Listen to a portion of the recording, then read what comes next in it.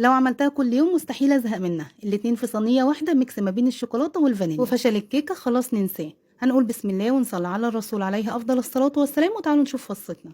في الخلاط 3 بيضات عليهم كيس فانيليا وكمان نص ليمونه هنعصرها، معلقه خل، وكمان كل المكونات بتاعتنا عايزينها بدرجه حراره المطبخ. هنضربهم بقى بالخلاط او في الهاند بلندر، هنضربهم كويس جدا لحد اما الخليط بتاعنا يبقى فاتح بالشكل ده. هنضيف عليه كوباية سكر، والسكر ده سكر غامق عادي جدا ومش هتغمق معانا وهتطلع معانا فاتحة وجميلة جدا.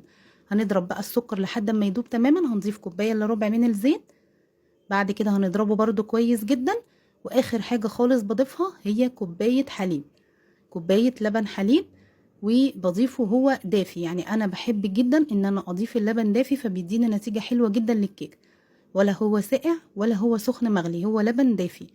بعد كده بقى باضربه كويس جدا بالشكل ده. وكل مرحلة انا بضيف فيها اي مكون لازم اضربها كويس، يعني لو ضفت السكر بضربه، لو ضفت الزيت لازم اضربه كويس. هنضيف بقى كوبايتين ونص من الدقيق، كوبايتين ونص. وضروري جدا ان احنا كل المكونات بتاعتنا تبقى بمج واحد او بمعيار واحد. كمان معانا كيس من البيكنج باودر، وبعد كده هنضربهم بالمضرب اليدوي لحد ما الدقيق يختفي معانا تماما. هنقسم بقى الخليط لنصين، نص كده هنحطه في بولة تانية، وبعد كده هنضيف معلقتين من الكاكاو وهنضرب كويس الكاكاو.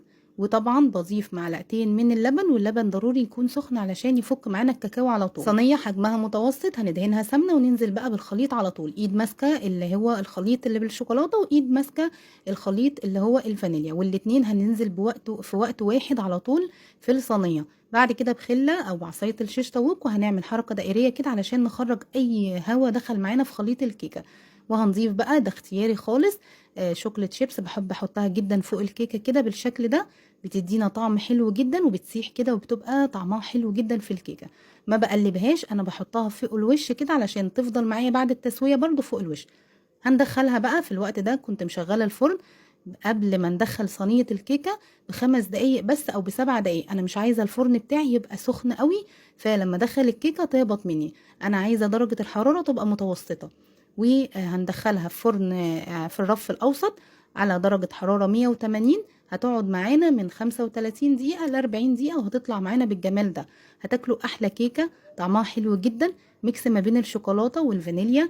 ويعني كده انتي مش هتزعلي حد، اللي عايز شوكولاتة هيلاقي وكمان اللي عايز فانيليا هيلاقي. طعمها حلو جدا. وعايزة اقول لكم ان الشوكليت شيبس اللي فوق الوش بيدينا طعم حلو جدا جدا للكيكة. فجربوها ان شاء الله هتعجبكم جدا. يا سلام بقى عليها مع كوباية شاي، جربوها هتعجبكم. صحتين والف هنا. ما تنسوش اللايك والمتابعة لو عجبكم الفيديو.